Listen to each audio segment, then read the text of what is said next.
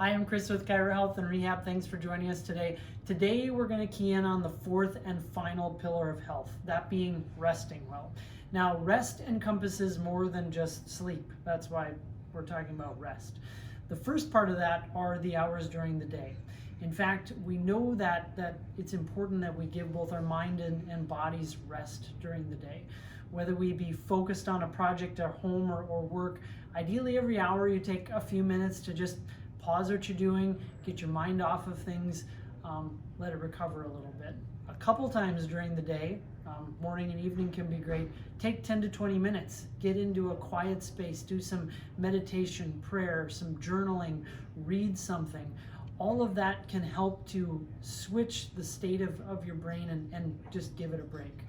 Now, as far as the physical side of things, we know that, well, when you're doing repetitive things during the day or in positions, you're in a lot of tension. And so taking short breaks to do some stretching, some foam rolling, using a lacrosse ball, anything to get that tension off your body can be important rest for those muscles. And we want to make sure that you know how to do that and do that right. That's a topic for another day. Now, when we get to sleep itself, it's important that, first of all, we're getting enough sleep, right? The gold standard is about 7 to 9 hours from what research tells us. But we know that getting less than that, in fact, less than 6 hours of sleep, will actually create effects in the body similar to a diabetic the next day. But not enough sleep has been linked to anxiety, depression, the body's inability to heal itself properly, and just suffering from stress needlessly. As we then start our day, it's important that we come out of sleep really well. One, we know that your body operates in cycles, and so going to bed and waking up at the same time every day is really important, even on the weekend. And I know that one's hard because the temptation is difficult. But when we stay in those same cycles, the body will go about its normal processes more effectively. One of those being your energy systems. And the way you wake up is important too. A lot of us will use an alarm clock that might be noisy and annoying and effectively wake us up, but it puts us right into a stress state. We're designed to actually wake up with the light as the sun comes up. And during the spring, summer, and early fall months, that's much easier to do. During the other darker months of the year, using something as simple as a lamp that's turned on and hooked up to a kitchen timer can work really well. Otherwise, there's plenty of apps on phones that can be used to do the same thing. Now, as we go through the day, I often get a question about napping, and that's really particular to the individual, and the best thing you can do really is listen to your body.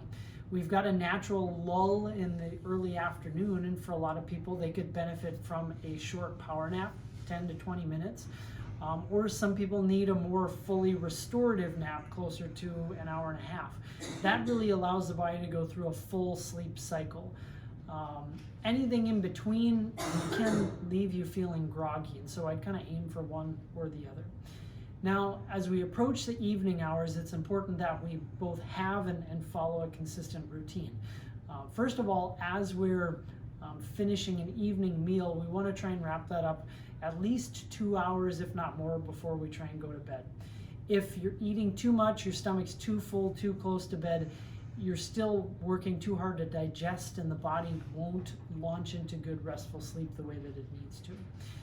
And we want to avoid the situation of the body feeling like it's still daytime, that being screens. Whether it be a television screen, a computer, or your phone, trying to avoid screens for at least an hour before bed, if not more, can be really important to help the body start releasing a chemical called melatonin, the hormone that helps put you into good restful sleep. And then the setting that you're in can be important as well. It should be a calm environment. You should have taken a few minutes to get your mind off of the day's activities, do some reading, prayer, journaling, whatever works for you, and that you have a good temperature setting. Research tells us about 60 to 68 degrees is ideal. Any warmer, any colder, and sleep isn't as good. Now, the last thing to keep in mind is that the health and function of the body can widely vary how good a sleep that you have. I can't tell you how many individuals we've had through the clinic here that very early on in their care make comments about their sleep improving, even though they maybe never mentioned it. And the truth is that as we get them certainly out of pain, but just tension off the body and especially the nervous system, the body is much more effectively able to get into sleep. And then it snowballs in a positive way, right? As we sleep better, our bodies can heal better, and well, we improve much faster. But if you have questions about these or anything else related to rest or on any health topic, again, feel free to reach out at fmchirohealth.com. You can find us there or on Facebook. Until then, have a great day.